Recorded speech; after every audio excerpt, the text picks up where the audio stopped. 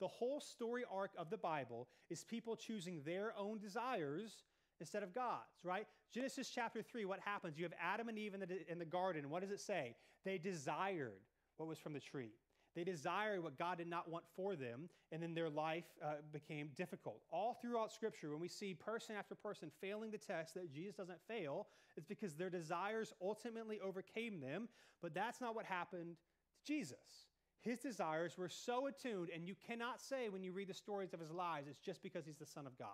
It has to be partially in part because of the practices and rhythms in his life. In other words, this is why I think it's important for us to think about and to meditate on and to practice simple rhythms, because spiritual practices allow us to taste and see that the Lord is good.